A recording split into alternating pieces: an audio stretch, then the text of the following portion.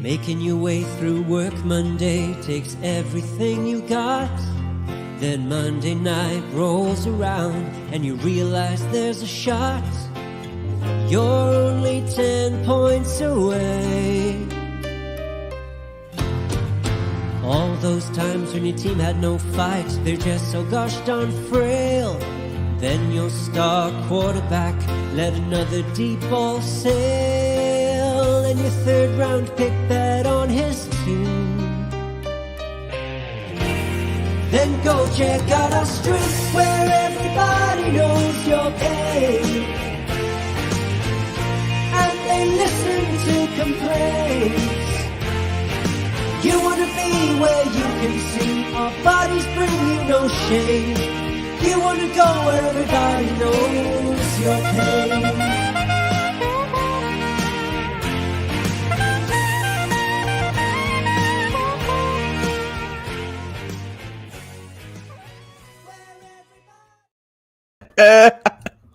Welcome back to another episode of Dad Bod Fantasy Squad. New video, and it was so laggy that I just got to watch it in slow motion. You just get belted with that Nerf football, dude. Dude, and it's not as soft as it looks. I'll tell you that. It is firm. That's great. It was like Billy Madison. Hit little kids. For sure. The other way around, we finally got Norton added to our intro. As you can see, I'm here with Norton. What's up, dude? Not much. How you doing? Ice in the leg or anything? Nothing like that? Just a little bit. It's fresh. It's fresh. Yeah. Filmed yesterday, so it's got the battle scars and everything. My son, he can throw it pretty good. So it was. I was trying to make sure we did it in less takes, and didn't work out too well for me. Well, at least all the takes were used. Alex, did you just get done golfing, dude? No, bro. You know I wear golf polos to work like every day. Every day. They're moisture wicking. And I'm a sweater. Have you guys ever... So my wife has these socks that they're like soothing on the inside, and they kind of feel real weird when you put them on, almost like gel. You guys ever to like make your feet softer and stuff? Yeah, it's like a girl thing. Yeah, I don't have any, if that's what you're implying. You might be borrowing them. I don't know if you I was thinking about it. I was thinking about borrowing them, make my feet nice and soft, you know? It sounds it sounds like something I need, man. I get blisters pretty bad. I'm not gonna lie. Look, aloe socks. Okay. For a second there, because it was blurry, I thought it said Aloha socks, and I'm like, what am I missing? Aloha. What's up, Albert? Aloha, Albert. We got a good episode, boys.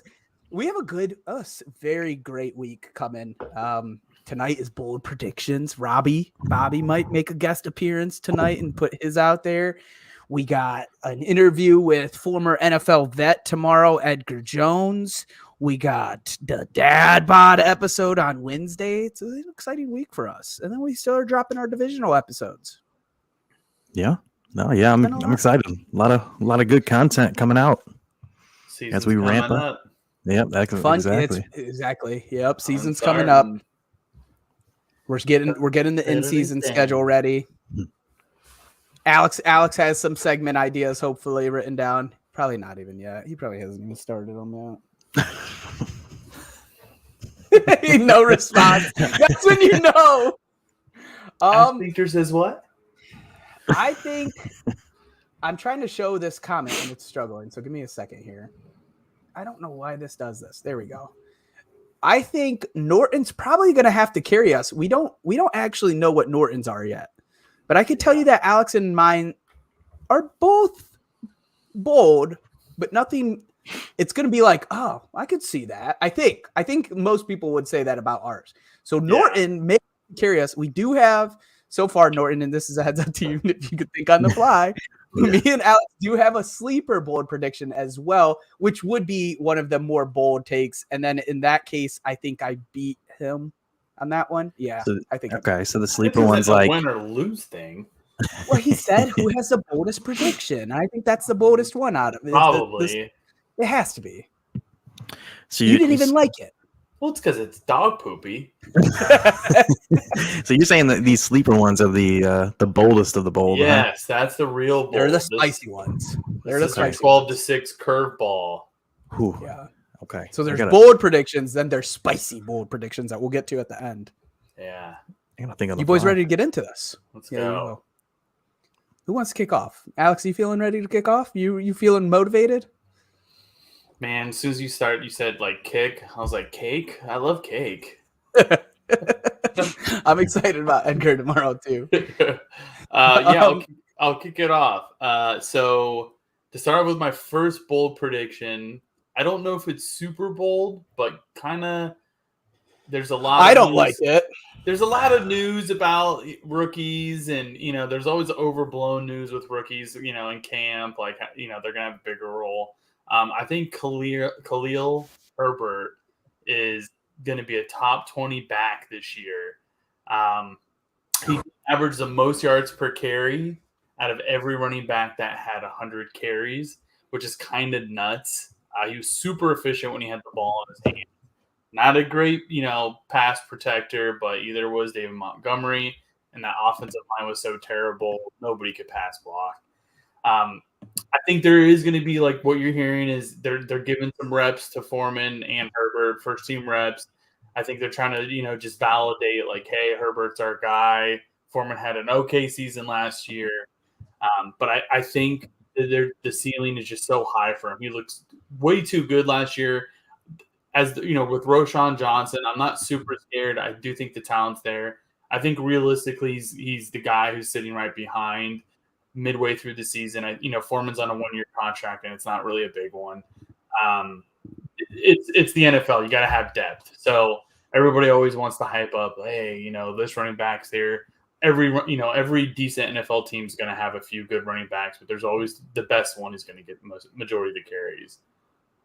So here's why this is so bold in my eyes, because I think this is pretty bold. And you touched on it. Herbert has shown little to no pass protection. Yeah, it's not great. This is a team that's going to want and need that pass protection. So if he doesn't develop that in this training camp and in the first couple of weeks, that's why it becomes bold, right? Does he maintain this job? And I think a lot of it comes in. We know he can run. Mm-hmm. It's pretty wild that they haven't put him in as much as they did, and that the reason is because he hasn't been a great pass protector. And I mean, that's what he's going to have to develop throughout the season to maintain this top 20 prediction. For sure. It's easier to teach somebody how to pass block than it is to find holes. Yeah. I mean, you look at Trent fair. Richardson and that's it rings so true.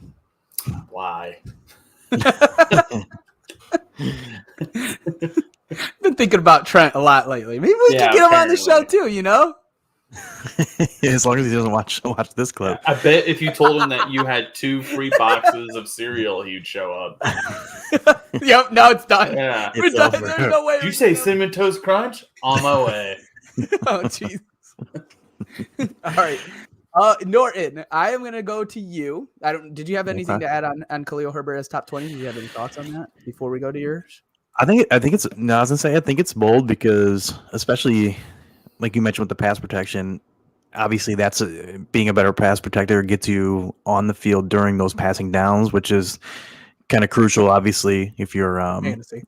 Yeah, for fantasy, we know how how important the targets and things like that are, running routes and things for running backs. So, yeah, it's definitely is bold, and considering like it might be a 3-way split there. So, but yeah, I mean, I think the path is there to it because Khalil Herbert, when he played, like when he got the role last year, was really good. So I think there is definitely a pathway to it, but I do agree it's pretty bold. So. We just got a bold prediction come in right there, and I'm with it. Packers to Super Bowl. He said love all the way. Jordan Love all the way. Jordan Love 2023 MVP.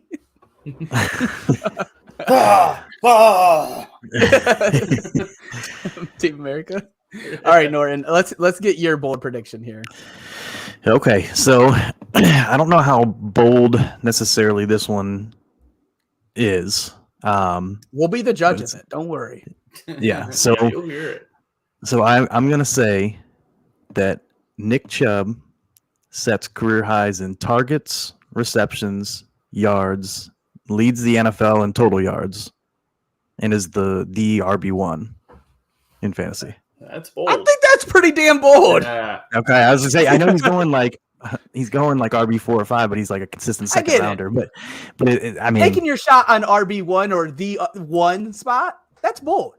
He should be if Stefanski knew how to coach. I've said this before. I have him low, just waiting for them to sign somebody because I'm like, the Browns are dumb. They don't make good decisions.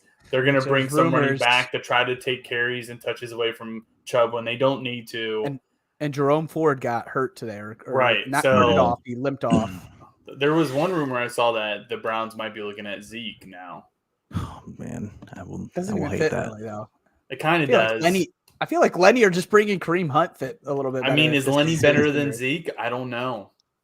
Pass catching, maybe? Zeke's a good pass catcher, dude. He just never got a lot. And Anyways, go back to yeah. So back to this bold prediction. I mean, it's bold because we have seen him. What did he topped off at 50, and then for you to like, I get it. You could say, oh, he's going to get the most targets or reception, but you went further. You said leading yards. Yeah. That's where the bold part is, right? Like we're hoping that he gets enough work to be able to lead the whole entire NFL in total yards. Yeah, no, I was gonna say that's the part with the pass catching. I think is like I feel really, really good about that part. Like you said, I think in 2019 he had 50 targets and 36 receptions and 278 yards. I'm expecting him to get more than that. You're expecting like 500 yards receiving. I would say probably 350 to 400 if I'm being like, but I wouldn't be surprised if he gets 500, honestly. No, in this bold take, what would you expect? Yeah, like 500. I would say like 500 plus. I feel like 1,500 plus rushing. RB1. Yeah. So like, I'd expect that in this case, seeing him get like 280 to 315 carries, 50-ish reception, 500 yards. 1,500 plus rushing yards, 2,000 total like yards. The normal part, the normal rushing yards he'll get. Right, yeah. And then I mean, that's the thing is like even last year he had 302 carries for 1,525 yards, 13 touchdowns. He was RB6, 16.6, and that was on only 27 catches, 239 yards. So you bump that up, and again, I think also this might end up being the best offense in terms of yards, total yards, and total points that he's played in. Stop it, dude. Stop. Are you from Cleveland? It's too much. Are you a big Swenson's fan? Alex is all right. So I always make a joke that Robbie's tombstone is going to read certain things. I don't even want to put it on the air, but Alex's is for sure going to be like Alex DeSalvo, hater of everything Cleveland. Bro, I wore a Browns t-shirt last week. Yeah, Forrest. Somebody had something. I hope the Browns do well, but I have a memory. What's this? He's like, what's this? What do you think there's a chance that this can happen? This bold prediction? Yes. Ooh. Yes. And it all comes down to Stefanski for you, huh? Well, duh. Yeah. Mr. Not a good play caller.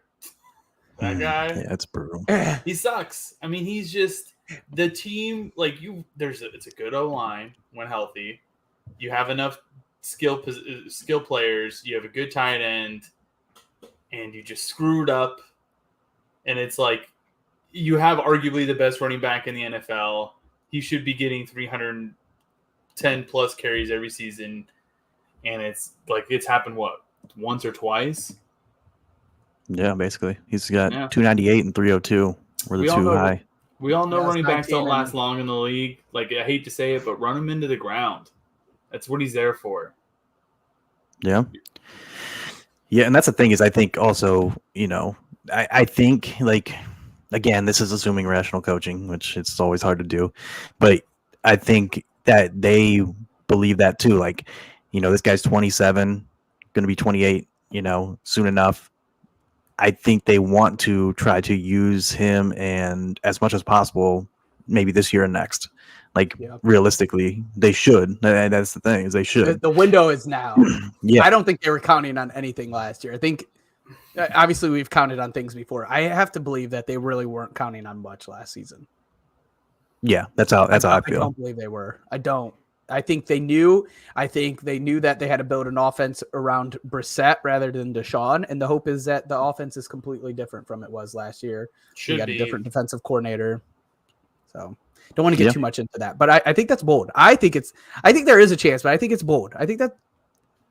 I don't know. We'll see. We'll vote at the end to see what the boldest take was here. But I'll go with mine, which I actually feel pretty good about. Justin Herbert finishes as the QB1 overall this season. The unfortunate part, and I'm going to parlay this. This would be with the belief that Eckler would finish outside the top 5 RBs, still probably top 10, top 12. So let me explain why. We saw Justin Herbert throw 672 times and 699 times in back-to-back season. Highly possible that this is going to be necessary in this division. This division is pretty loaded outside of the Raiders. He has had 31 touchdowns, 38 touchdowns to a low 25 touchdowns this past season. Additionally, he went from 5 touchdowns to 3 to 0 in rushing. So we lost all of that rushing work that we got 2 years ago, last year. Even 3 touchdowns would have been nice. Chargers added offensive coordinator Kellen Moore. You guys know my feelings about him. Big fan. And wide receiver Quentin Johnson. And this offseason, they added another wide receiver. They added an offensive. I think he's pretty strong offensively. He came to the Cowboys. Kellen Moore came to the Cowboys in Dak's 4th year. We saw his touchdowns rise from 22 per season to 30, and he added about 1,000 yards. I mean, that was consistent going forward with Kellen Moore being on that team as the OC. QJ is the wide receiver 3 on this offense. This dude was highly touted out of college. I'm not saying he's better than JSN, but he was might be. He was the clear number 2 in a lot of people's hearts. And maybe early in the season, he was the one. Yeah. At some points, yeah. And I mean, they added this dude as the 3rd. He almost becomes wide receiver insurance, but also going to make an impact on this team. But we know what Mike Will and what Keenan Allen have been kind of dealing with the past couple of years. Eckler, this is where this parlays with Eckler. Eckler had 127 targets last season. And as much as I want him to eat on the targets, I think that comes back down to reality. Now, I'm not saying it's going to go just back down to reality, maybe something like 92, which is still insane. But I think Justin Herbert spreads the ball out more, which would also take away from his touchdowns. When he had 90 targets, I think he was the running back 1 or 2 that year, which was 2 years ago. He had 90 targets and he was the RB1, I'm pretty sure. He had 20 touchdowns. I think he loses some targets from last year. I think he loses some of those touchdowns as well. Still expecting a great year out of him, but this whole idea kind of plays hand in hand that Jay Herb is going to elevate and kind of spread the ball out a lot more. We're going to get the ball downfield a lot more, not as many dump offs. So it's obvious that Herbert is going to have a bounce back year to me. It seems obvious. The bold part is saying that he finishes as the number 1 overall QB, which would mean he would have to have at least 40 passing touchdowns because we're not going to count on his legs for much. He would have to probably cross 40 touchdowns this year. Yeah, for sure. This is as bold as saying a Mercedes makes a good car. So this one's not bold enough for you, Alex? I mean, he's getting paid as arguably the best quarterback in the league. Last year he was doesn't projected. Mean much. Last year in fantasy, he was projected before the season to be a top 3 fantasy QB, and a lot of things happened last year. He still threw a ridiculous. He led the league in passing attempts, right? I mean, he was behind Tom Brady. Yeah, I mean they're gonna throw a ton, and he's a good scrambler, and they added another weapon. And if you have a healthy Mike Williams, Keenan Allen, Quentin, they could have the most yards out of any team. I mean, Justin Herbert is that good. I think everybody agrees to that. So saying he could be the number 1 QB in fantasy, that's not crazy to me. To me, there's a 30% chance of that happening. That makes it so lame, dude. Yeah, thanks. Drafted as like You QB did 6 that. or 7. I didn't do that. You made it that way. He's getting drafted QB 6 or 7, so the rest of the community must not be that 30% strong on it. Yeah, I was gonna say I think there's a chance for it for sure. I do think there's less of a chance than Alex is giving credit, because one thing that's crazy. I was looking at this because I was just writing up an article about like my QB busts for this coming year. I was looking at it like for just a sneak preview. Stafford's going to be in there, and it's more of a fade article in general. But I was looking at Stafford, dude. 2 years ago, he threw for 4,800 yards and 41 touchdowns. It was QB 10.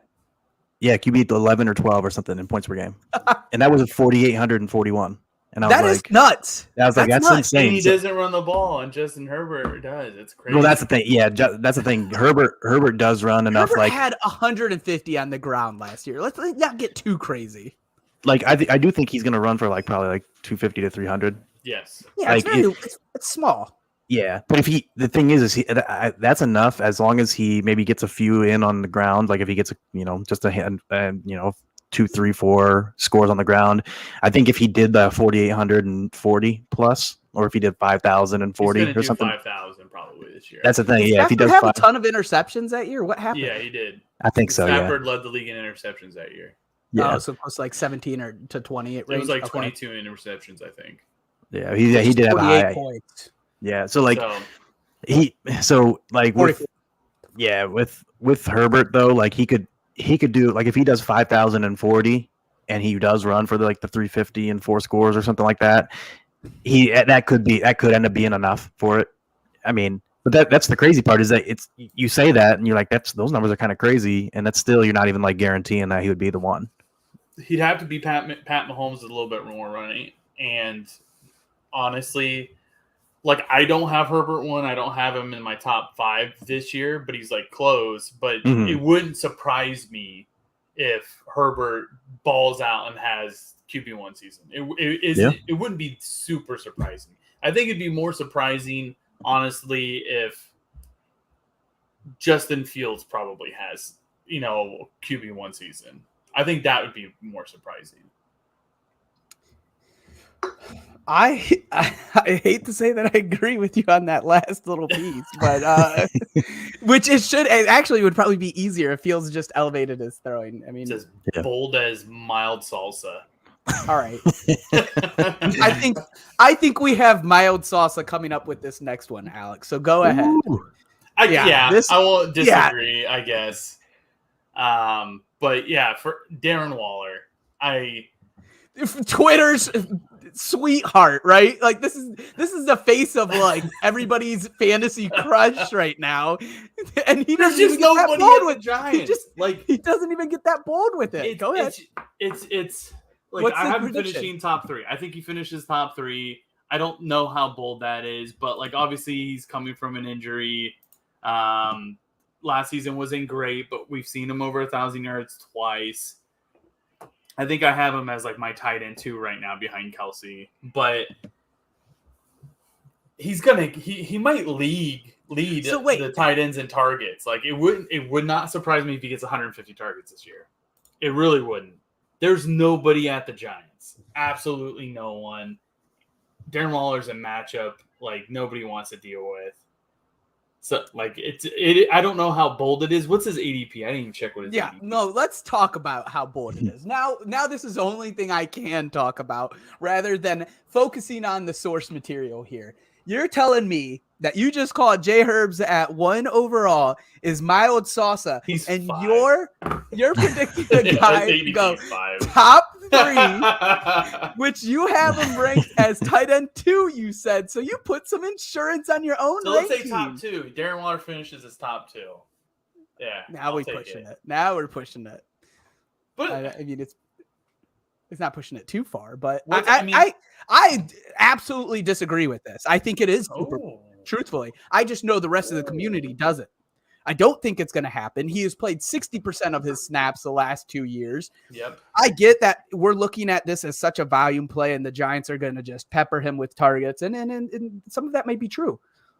But I don't know if the dude has the juice anymore. Like, even in his points per game in the last 2 years, we have seen them regress and regress in 2021 and in 2022, and he was still getting the targets then. Do I have more faith in Ball over everybody in the Vegas organization? Absolutely. So that is going to be a carrying factor here. But I still can't see where he finishes in top 3, especially. I don't have him in top 5. That's crazy to me. Norton's like, screw you, Mario. You can just tell him it's his. This is milk. I will say I do feel it. The thing with the tight end predictions, it's hard to be Super Bowl because the only thing that's Super Bowl is saying better than Kelsey, and you just know that's unrealistic. And it's just like it's tough. It's tough. But because in our group chat, Rob goes, Musgrave top 5 or top 12 tight end this year, and it's like you see it well, it doesn't even matter. Like, even if saying somebody's a top 12 tight end isn't that bold. It just isn't. It's just anybody can end up in the top 12. It just it's targets. 8 to like 15 is just mush. Like, it is. It's very mush. It's like a Jackson Pollock painting. You could just spray fucking shit at the wall, and it's like, that guy's gonna score the same as this guy. It's the same. It looks the same. It might be 2 points different. And that's why everyone always talks about great or late with tight ends, because they always say, like, there's no point of taking that grouping when you can just take better position players there and then take a guy later that is going to give you the same thing. Yeah, I agree. Outside, if you're not going top 5 with your tight ends, you can take one second to last round.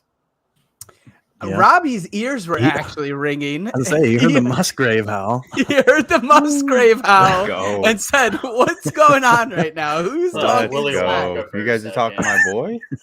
Talking about my boy? Little Musgrave. We were talking about Alex. His bold prediction was not bold. Waller is a top 3. Yeah, it's milk prediction at this point. Top 3 at tight end, and easy. Then the conversation. Norton said anybody that's not over Kelsey isn't very bold. And we talked about how you mentioned Musgrave as a top 12 and how literally Mudcat Cody could be a top 12 tight end in the season.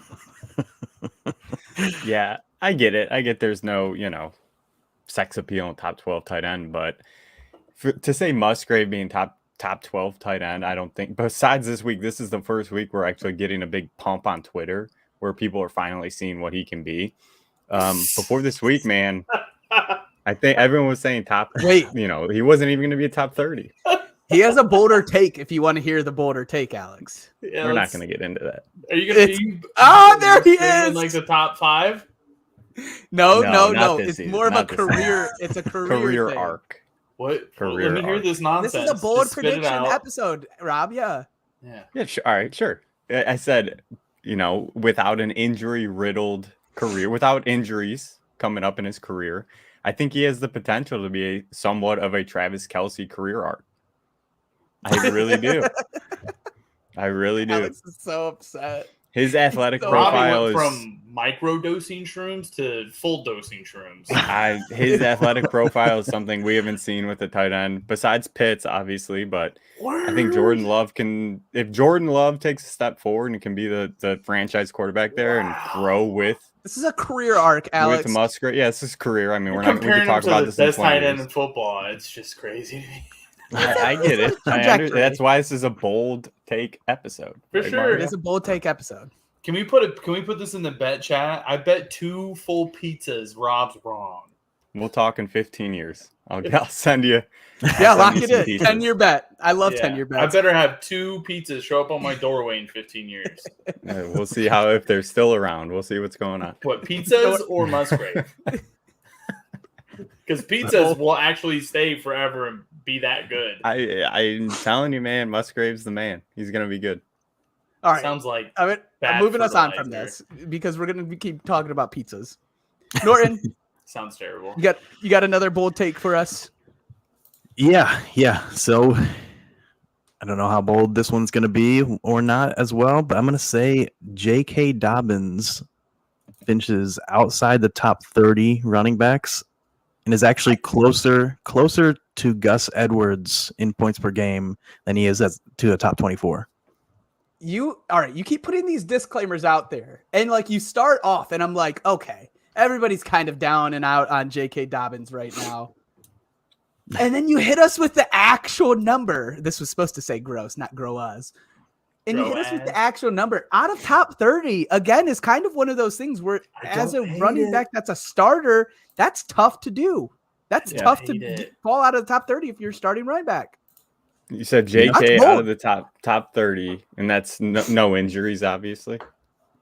Yeah, no injury. Just in terms of points per game. And I agree. I think I have Dobbins 29. I was just looking. I think you're the lowest. Yeah, even lower than I am. But I haven't moved him down. I'm going to end up moving him down a little bit, I think. But this dude's holding out, and he's not even played a season. Yeah, and he's playing with a running quarterback that doesn't throw him the ball, and they are notorious for splitting work. Yeah, like I honestly do think that if he even if he plays and things like that, I think he's going to be closer to droppable than startable. Wow, interesting. That is a bold he's going to be one of those guys that you feel like you know the name. He's going to be starting, but he might give you 14 carries, 61 yards, 65 yards, 75 yards, not get a touchdown, maybe get it one catch. He gives you like 8 points in a PPR league, and then you're sitting there pissed off, and you're that's going to be more of the weeks than not. Yeah, but I think those boom weeks help. Let me address this comment real quick. It's going to bounce us off here, but this is Jeddah's. Justin Jefferson finishes outside top 3 in wide receiver. There's a bold one for you. Bold. It would have to be like top 5, I think is top 3. That's missing a game, or maybe 2 games that could happen. Back to JK though, you essentially are taking out of. You're pretty much saying all of his low weeks, especially if you just look at the small sample size that we got last year, where he had some boom weeks and some terrible weeks where he had 22 rushing yards. You're pretty much saying like he has 1 or 2 boom weeks on the season. I think that's what it comes out to. Maybe I'm underestimating that. I think because his boom weeks can be nice. Sometimes he'll have like 80 to 100 yards, 2 touchdowns, and that O-line isn't very good. Yeah, and that's interesting. That's the thing. He's going to have to live on that touchdown. And I think if the offense is good enough, like he'll probably just end up getting enough touchdowns to be probably better than that bold prediction. Like I think that could be what happens, but like I don't see him getting like even 240 carries. Like I see him getting like 180, 200 maybe. I mean, even the year that Mark Ingram was top 10, I think it was. I think it was like 10 or 12. But on that year he had like just over 200 carries, I believe, and it was like, and he had like 15 touchdowns was what carried him to that point. Like nobody's even with Lamar has even gotten like a full workload. No one's gotten much pass catching. Lamar just runs too much, and he's too much a weapon as a runner that like he's not going to check down very much. It has to be designed, which if that does change this year, then that's going to really torpedo this bold prediction. But and it's possible that happens. But yeah, I'm pretty much like completely. I think I've done like 50 or 60 best balls. I've taken Dobbins maybe once, if that. Honestly, I don't even know if I've taken him once. I like it. I think that's pretty spicy. We're getting to the point where I think you have maybe hit the 2 spiciest takes so far in the episode. Okay, we still got the Musgrave. We got yeah, excited. Besides the Musgrave Kelsey comparison, we still got the sleeper ones too, huh? We got the sleeper ones. I have one more. Robbie, is Robbie bringing one to us? I came on to bring one. I don't know how long I'm staying, but okay. Musgrave, I would jump off the episode too. I came on to bring one for the boys. I couldn't sit out on this one. Let's hear it. We want it. CeeDee Lamb finishes number 1 wide receiver overall is my bold prediction for the year. I don't have it ranked there. I hate it. I don't have it ranked that way, but yeah, none of these should be ranked that way. It's outside of Alex's bullshit. What do you mean, Dobbins? Yeah. So my That's true. main Talk about argument Waller. here, weeks 10 through 18. Okay. So we know that Dak missed the majority of the first half of the season. They had the bye week 9. Dak comes back. So 10 through 18, CD was second in fantasy points per game at 20.5. Okay. Justin Jefferson won. Devontae was the only other one inside 20 points per game at number 3. Devontae had 95 targets. JJ had 100 targets. CD Lamb did this on 83 targets, way less than the other guys. Devontae had 52 receptions. CD Lamb had 65 on the 83. 17 less targets than Justin Jefferson, who had 69 receptions. I think it's all aligning. I think we know year in and year out that number 1 wide receiver can fluctuate. I don't hate the outside top 3 call for JJ just because, I mean, a full season or off season now with Hockenson there, they might kind of switch the offense a little bit around to get him more involved in different ways. And then you bring in a rookie wide receiver at first round talent that can take some targets away. He did his damage. JJ did his damage so much on just pure volume and pure targets that if that doesn't sustain at that rate, which is very hard to do, CD Lamb jumping from 2 to 1 throughout those weeks, I am sold. I think he can do it. Yeah, I personally hate it. But we've talked about this. So there's a lot of times when I was thinking about bold predictions here, and it's been conversations that we have already had on air. So I figured I'll go ahead from that. But I will tell you this, I could not make the case for CD to land outside the top 12. I couldn't do it. I was like, that would be a fun bold prediction because that's like I'm already low on him rankings wise, but I couldn't paint the picture of how he would fall out of the top 12. There is a receiver that I could paint that picture, and that was Devontae, but I won't even get into that. And outside the top 12? Super angry, so we didn't even need to go there. But the CD one, him finishing as wide receiver 1 is, I think that's bold. I know the 2 guys that I'm with outside of you, Rob, are gonna say differently, but I think it's absolutely bold. I think there's I have a wide receiver offense. 3, so do I. Offense progresses. Yeah, you guys are all really high on him, and I think this offense progresses. I think Cooks plays more of a role. I think Pollard's going to be involved. I think I don't see how much more. I'm just curious. How much more can Pollard get involved with Zeke gone? Like he's going to eat Zeke's work, which is fine. That's what he's going to do. But like Pollard can't eat Zeke's work and then get more involved on top of that. Like that's not going to happen. They're running. Who's their second running back right now? That just came out with the depth chart. Malik Davis. No, it's not Malik Davis. He's their third running back on their depth chart right now. Some other dude. Is it Ronald I've Jones? never heard of the guy. What's his name? Say it again. Ronald Jones. No, if I heard it, I would know it. It's somebody I've never heard of. That's a running back too. We got our Bears fan in here. Bears down. So again, like if we step back and look at this, yeah, they're talking like it's a McCarthy offense now. They say they want to run more. They didn't bring in a running back. It's Tony Pollard, who we know can't handle 25 plus touches a game. He's not going to do that. That's not his game. And then there's people behind him that aren't good. So they're going to have to throw the ball. Yeah, they brought in Brandon Cooks. Yeah, we have another year with a full healthy Gallup. And I think those things help CD Lamb. And I think Dak Prescott is going to have control over this offense at the line of scrimmage, and he's going to target CD Lamb because he is one of the best playmakers in the game, period. He's going to throw a lot of picks doing it, but he is going to target CD Lamb. I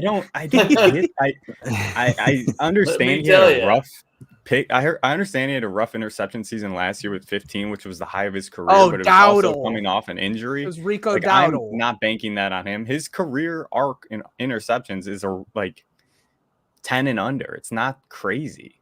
Like I don't get the interception. You think that Prescott throws less than 10 picks next year? I think that's bold. I think 10's like where it'll be. I think it's going to land on 10. 2 seasons ago when he came back from that gruesome injury, he was I think he came in second comeback player of the year. He had 30 plus touchdowns and 10 interceptions. Like that's a season I'm expecting. 37-10. 37 and 10. That's what I'm expecting this season from Dak. Okay. Maybe not 37 touchdowns, but interception wise, I think last year there was a lot going on. He didn't have pieces around him. There's a lot of drops. I mean, if you remember those games for Dak, there was a lot of off his receiver's hands into a defender's hands, at least 3 of them. and which would bring it more down to kind a of- respectable 12. and more ammo for CeeDee Lamb. Like, we know how good of a season he had last year. A bunch of his games came with Cooper Rush throwing him the ball. Like, let's not forget that.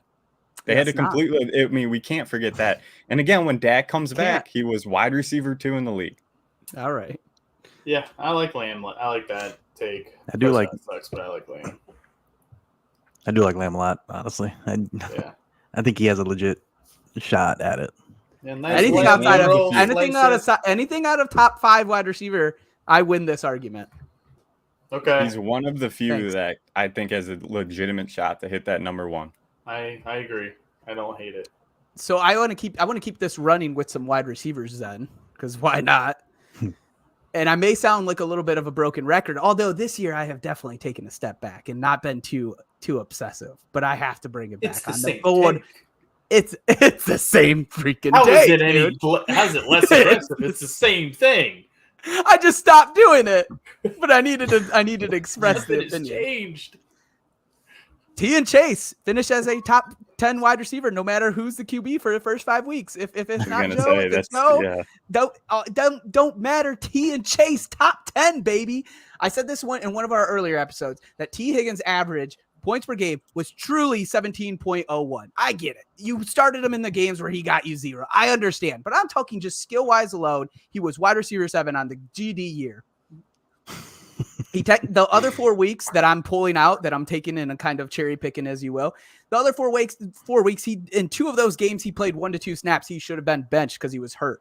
The other one, he was concussed the first quarter. The last one was the Bills game. Like, there was a lot of fluky, weird stuff that happened in those. The only one that you Sounds could like a truly make football season. well, the only one, the Bills game, the only one that you could truly make an argument for was like the concussion in the first quarter. That happens. The Bills game stuff doesn't happen. The coach just letting your guy go out there and say he's good to go and play 1 to 2 snaps, that shouldn't happen. And I get it, it does, but it shouldn't. So skill wise alone, he was truly a 17.01 points per game player, which put him wide receiver 7 on the year. Chase also averaged 20.16 in points per game. Again, I pulled out the 0 from the Bills game. Sorry, but we're talking about skill here. He was wide receiver 3 in points per game with that number. In the games Chase missed and T played, T averaged 19.5. So it's only a 2-point increase per game bump. Because there's a lot of talk that like T does all of his work without Chase, and really he does better. And it was 2 games that he really did damage in, but it's not insane. So there's this huge misconception that these two cannot succeed in fantasy, but I think they do, dude. I think they do better with each other out there. I think T is playing on a contract year. I saw Kay Adams hyping up T Higgins. I saw Jamar Chase in an interview hyping up T Higgins. I think these two can be top 10. Better chance if Joe starts from week 1, but I'm saying it even if he doesn't. Yeah, I think it's from the looks of it. I'm going to be closer to you on this than yes. Not. So, yeah. Because I do think I understand the whole like argument about like, yeah, you started them that week and this and that, but that's not something that's projectable moving forward. That's the point of it, in my opinion. Is like why, like, yeah, you're like we can say that you're cherry picking those things, but we're not gonna sit here and be like, you know, this week this T Higgins is specifically going to play. You're going to start him and he's going to play 2 snaps and leave the game. Like, yeah, it's a possibility, but that's not a true indicator of what his impact is when you're starting him. Essentially, like what you're expecting. There's zeros that hurt, right? And yeah, there's zeros that hurt his average. It was just weird. Yeah, and it's the same thing that because you can make that kind of argument with any player that gets injured or any kind of. But the thing is like, yeah, like you should have been like benched.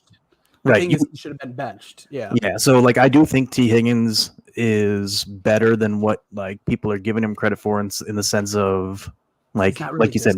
Either.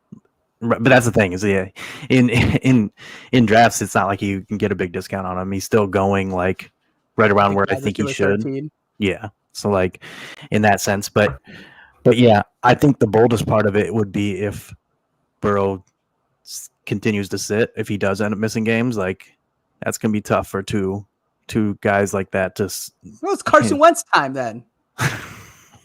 maybe, but I think there's definitely a path for it, and I do like T Higgins better than probably other people do. So obviously not as much as I you think do, he's but good. I think he's I think his ceiling realistically is like wide receiver 10 or 11. I just don't see them both. Yeah, it could happen. Maybe the talent's there, but I just don't see it happening. Injuries happen to everybody all the Yeah. time. Like, that's just going to happen. Tyler Boyd, when he's healthy, is a part of it. And then if Joe Burrow misses games, like, that's going to be tough. Whatever. It's not terrible. I have no response for you to add in Tyler Boyd. Like, I wasn't expecting that. I didn't have no response ready to go against Tyler Boyd. I mean, how am I supposed to respond to that? I don't. It's a mic drop. Higgins. I like Chase. It could happen. I don't think anybody's got Higgins outside of the top 20. I don't think there's somebody that crazy, but let me check. Let me check Brian's ranking. Oh, he does. 24. Cooks, see, that makes sense to me. No, for Brian to have him outside the top 20. Yeah, of course. He just traded for him too. We've got a comment. Brandon Cooks is hitting 1K yards easily this year, and he's going in the 9th. Favorite Cowboy to target. I don't even think he starts over Gallup. I think Gallup's ahead of him on the depth. I think it's going to be a lot of 3 wide receiver sets. Yeah. I don't love 3 wide receiver sets. Like, who's their tight ends that are going to be pass catching relevant? Tight ends they drafted a tight end. They have good receivers. CD's, to be honest, CD's the only person I want on this offense. That's it. And Pollard. I'd be fine taking a flyer on, obviously Pollard and CD, but I'd be fine taking a flyer on either Gallup or Brandon Cooks where they're going ADP wise, because I think there's room for this offense. I think there's a lot of passing yards to be had, and somewhat touchdowns. I think so. There's going to be a 2 to CD's 1, and I'm willing to take the bet on one of those guys. Yeah. Gallup is just not good. Cooks is lighting up camp, says the comment from Notorious TBG. Yeah. I think Gallup has one of them. I think they're both worth flyers. Like, I'm not expecting anything super great out of either of them, but I think somebody can be good enough. I think I'm expecting the 3 of them to be decent enough to take away from your CD top 3. I don't see it. He is. Sorry. To me, CD is J. Jeff good. Yeah, I think he's J. Jeff good. Kirk's better than Dak. That's the difference. Why don't you guys just start a new podcast then? Just CD and Alex and Rob. Huh? Why don't you guys just start a Cowboy that says T and Chase? Let's get into your spiciest, Alex. Your spiciest bold prediction on the year. It's my sleeper. It's Nico Collins. I think the Texans are going to be throwing the ball a ton this year. Nico is their one. I think Michi's going to take time for him to get up there, and I still don't think he gets the red zone targets that Nico gets. It would not surprise me if Collins leads the red zone in targets in that division. Now, it's not a great division, but it would not surprise me. And being in the conversation to lead the division, you want to roster that guy. He's big. He's not slow. Stroud's is already showing chemistry. They're going to throw the ball a ton, and they're going to throw it deep. What's the if I pressed you on the fantasy relevance to this, what is it? I think there is a pathway for Nico to finish. Bold predictions. Could finish as a top 24 wide receiver. Yeah, there's no disclaimers on these. You just have to eat them if it goes south. It would not surprise me if Nico finishes as a wide receiver too. That's the spicy one. Yeah. And that one's spicy. Yeah. Because I think he's going ADP is like wide receiver 55. Last It's exciting. It's an exciting sleeper pick, dude. He's rising. He is getting some hype. He's getting some camp hype the past week or so. The only thing is the track record. The track record and history of a rookie QB coming in and supporting a top 24 wide receiver is slim to none. But I don't hate it. Like, I like Nico Collins. I think he's a good talent. And that passing wise, I think he's my number 1 QB of the draft. Rich, obviously, for fantasy, but as a passing Number one quarterback, QB rookie. I think Stroud. Stroud throws the ball the most. Rookie. Yes. Rookie I agree. QB of this draft, Stroud is my number one passing QB. So I think he can be good enough to support a Nico Collins top 24. It's just history isn't on our side in that debate.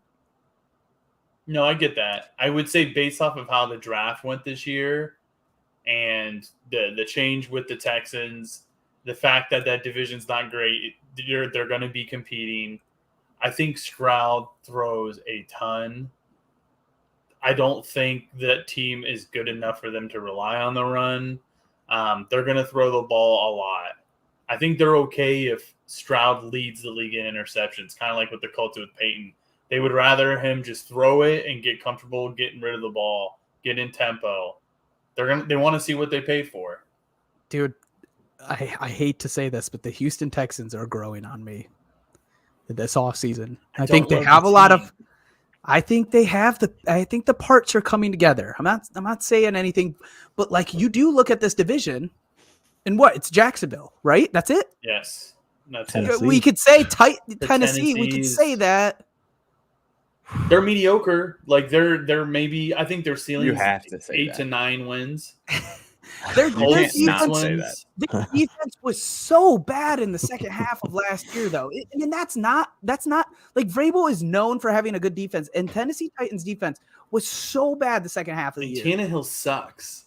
They only stopped the run. Tannehill's and they got D-Hop. They've tried this, and I'm still in They on started D-Hop. the season 7-1 last year, Probably. something like Probably. that. And Who then they they played fell the apart, Colts but twice, the Texans twice, and I mean, And I the get it. Texans are young. They have defensive pieces. They got Stingley. They got Will Anderson. They get a nice. I'm just rookie saying QB. you cannot discount the Tennessee Titans. I'm I just don't saying care this is what. one of the I think weaker they're a divisions. mediocre team. I think this is I one think of the they're a weaker. 9-win team at It's the best. weakest. It's the weakest division in the AFC. No, am I crazy for saying that?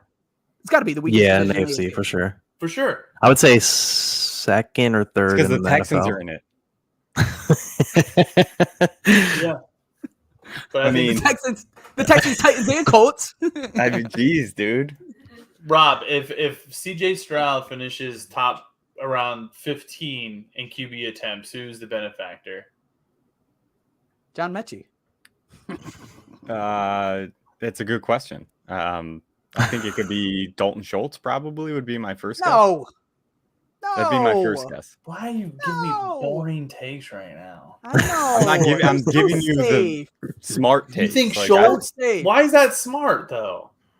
because I just think that's how Is historically. did Stroud speaking, target tight ends in college? Because I didn't think that they was didn't the run thing. tight ends in college. Did all he depends use on the what middle of D'Amico the field? runs. Yes, he did. He used the middle of the field a lot with JSN. Yeah, there'd be a lot of slot passes. So who's their slot receiver? Tank Dell? Let's say Tank Dell then. Whoever the slot receiver is, but I'm assuming Dalton Schultz is going to get a majority of those looks. Would be my guess. You think Schultz leads the team in targets? It depends on how many times they He's a throw. benefactor. I don't think he'll lead the team in targets, Okay. but benefactor of him throwing top 15, I think it'd be him for fantasy relevance. Like I think Touchdowns, that would relevance, catapult yeah. him into the top 12, tight end. What do you have? Range. You have him what? Tight end. Nico, 13? I don't think is going to crack top 24, even if he's in that top 15. Like I just don't think it happens. Nico's setting himself up He for could. a real nice Devontae Parker career arc, and it's going to take But till you year also have to, 5 like, for that breakout season. It's Nico, it's John Mechie, it's a Tank Dell now. There's a lot of okay pieces. There's a lot of okay pieces. Who can emerge out of that group? Like we'll see. Time will tell. I actually think it could it's be a Mechie. mishmash of everybody.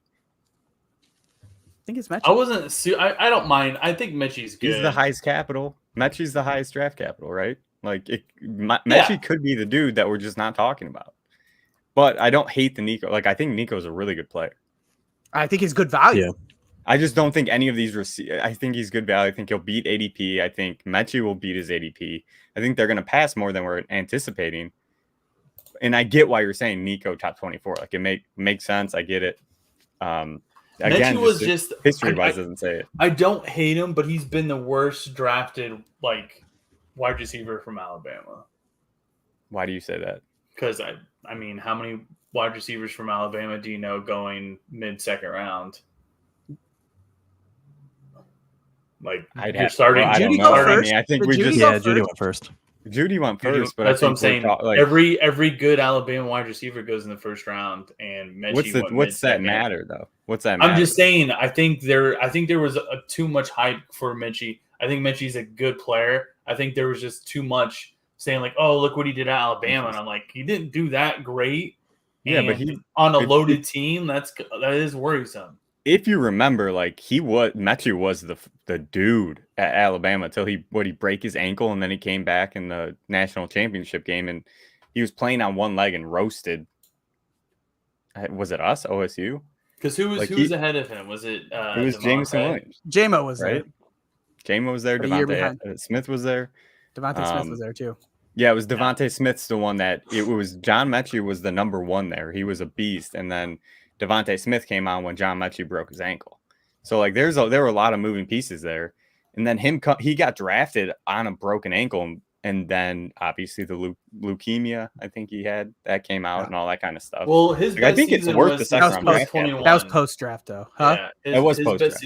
His best season was his last year with 1,100 yards and 8 touchdowns. And he missed. I'm pretty sure he missed a bunch of games. I don't think he did that season.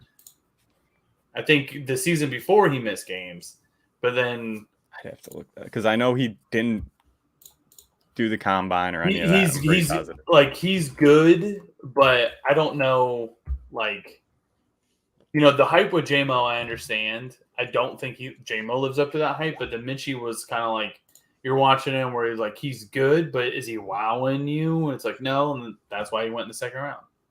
It's still good draft capital for sure. What did Nico? It's better than Nico. I was gonna say you can throw that. You can throw that. Well, Nico, you got to understand it's a John Harbaugh offense. It's a John Harbaugh offense. No wide receiver gets picked high from Michigan. They just don't. You got to understand they don't throw the ball enough.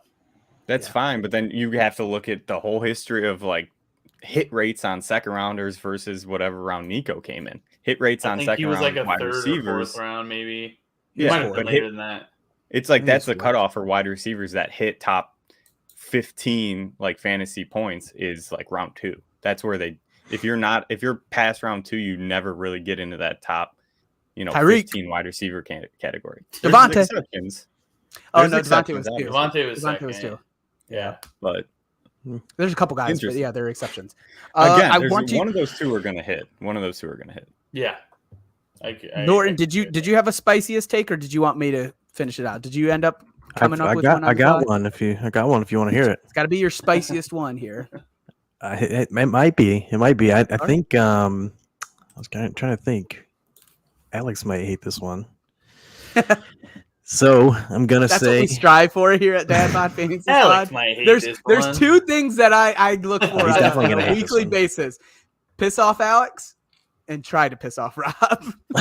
Yeah, those are the two, it's hard to make standards. Rob mad. Dude, it is.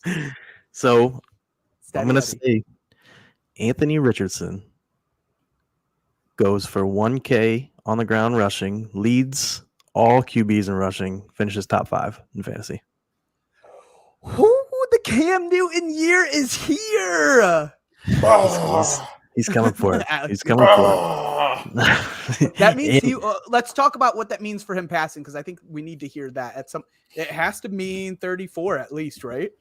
No, I honestly don't think it even needs to be that. To finish with number 1, he's gonna have to throw for 34. Top five. Oh, top 5. I think he would have to over 32. We'll have to be over 32. See, I don't have a lot of passing touchdowns, right? 20? I don't think so. Because here's the thing.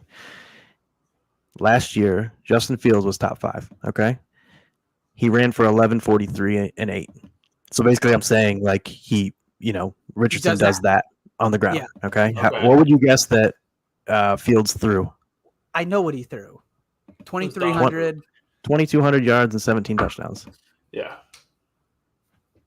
That is kind of why I do feel like the QBs had a rough year last year, but I get your point. I hear you. Yeah. It would have to be somewhere near 2,500.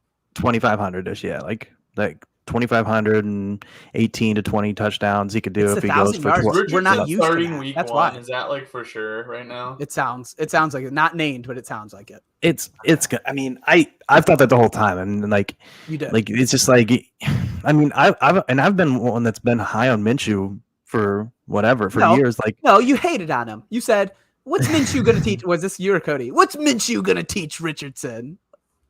I think it might have been me and Rob saying that, and Cody got offended there. But yeah, I mean, maybe. yeah, because Cody was talking about how he would turn him. So yeah, yeah, but yeah, I've liked Minshew just from a fantasy standpoint. I've liked Minshew from an entertainment standpoint. But the thing is, like, Minshew's not your franchise guy. You have a coach that clearly knows how to use a running back and scheme for a running quarterback. Sorry, and a scheme for a running quarterback coming from Philly and doing it with Jalen Hurts.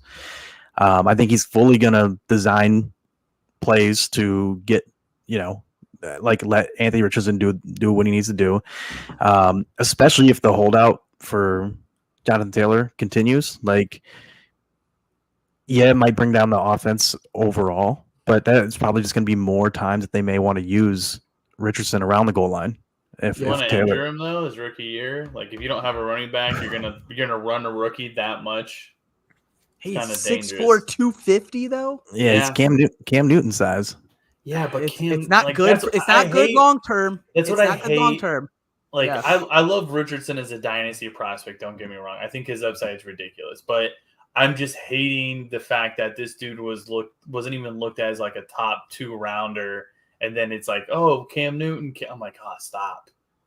Like, this guy might not. There's a chance that he loses this job in training camp to Gardner Minshew. I don't think that happens, but I think like, his legs battle. secure it. It's a I think battle. his legs secure it. Yeah. But and that's the thing is, like, I think it's very much a possibility that could happen. I'm not saying that it couldn't happen. It's just, to me, it's like, why would I take, like, for example, like, why would I take like a Jared Goff or a Kirk Cousins or like any of those guys that are gonna top out at like QB8, QB9, QB10 in that range, and like, yeah, when I can take this dude. He has massive, massive, massive upside if he does end up running as much as he possibly could. And if he doesn't, then, I mean, in most leagues, most of your 12-team, 1 QB leagues, you're going to find Jared Goff, Geno Smith, any of those guys on the wire or stream week to week. Like, those guys, maybe it's just the leagues I play in terms of 12-team leagues, but like, most teams don't carry more than one. Like, there's not much reason. Why would you carry more than 1 QB when you can stream? That's the most streamable, most replacement. And not only that, but like, I maybe it's just because I preach this all the time, but just stash running back handcuffs on the bench all the time. That's the every week, whatever running back goes down, that's the top waiver wire guy. So just stash as many as you can on the bench. That's all. You're just setting yourself up for future success more so. I mean, what are you going to do? Stash Kirk Cousins and have Kirk Cousins and Aaron Rodgers. So then when someone has someone go down, you can trade them for just nothing. Like, I mean, most people won't trade much for anything unless it's a super flex league. Yeah, and I want to add one piece to that, and then we'll move on because we are running out of time here. I think this playbook is already ready for Richardson. Like, a lot of things that make sense. Like, I get it. Gardner can design plays and have everything ready for 2 weeks if that's their bridge plan. But I don't think Gardner can hold off this starting job just based off of what the coaches probably have already decided. I want to hit this and then we'll close it out. I just want to say it just so it's on here. My spiciest take. I think by week 10, Sean Tucker is the starting RB of the Tampa Bay Bucks, and he performs top 24 RB levels in that time of playing. So this is a guy that should have went the 3rd round, had a medical condition that put him undrafted. He's been cleared to play since. I don't like Rashad White as far as a runner. I didn't find. I just don't. It's eventually going to happen. There's going to be a turnover here. So assuming no medical condition, I think it goes to Sean Tucker. Assuming there's no medical issues, I think he could steal this backfield. I like it. I love this comment. It must be for Robbie. It's been a long couple weeks for him. Black cherry is kind of gross. Has. I but- can't wait I to think get so out of too. here I'm for a a minute. much more mango person there. Yeah, Boys, mango. Black I'm cherry and a high grapefruit. noon because I'm a classy bitch. Oh. I just had me a couple yesterday. I The mango one specifically. I Too. usually am a Yeah. high noon guy. like the Those are my peach, the go-tos. mango, pineapple. The tequila ones are good too. Give me the White That's Claws. true. Boys, any last thoughts? No, it was a lot of spicy ones. A Yeah. lot of good ones, I think. That's what the bold predictions are for, right? Absolutely. The people All that right, we want. boys. Everyone, thank you so much for tuning in. We have tomorrow, Edgar Jones is joining the Dad Bod crew.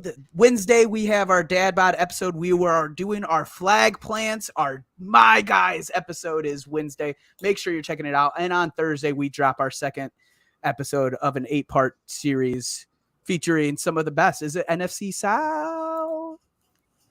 North, right? Releasing on North. Thursday. Green Bay, NFC North. Chicago. NFC North. It's gonna be Detroit, a fun Minnesota. division this year. I can't wait. It's going to be a hard-hitting episode. Dave Kluge, Lauren Carpenter, Corey Easterday, Tiff Haley, Janet Wilson. We have a ton of really good stuff in there that I can't wait to get out, man. It's an exciting episode. Dropping Thursday. So pay attention. We'll be here all week with you guys. We love you all. Peace out. Thank you for watching our episode. If you enjoyed this episode, please make sure you like and subscribe to our YouTube channel. If you aren't already following us on Twitter, check us out at DadBodFS. We'll be posting all of our best clips and videos to all of our social media: TikTok, Instagram, Twitch, Facebook, YouTube.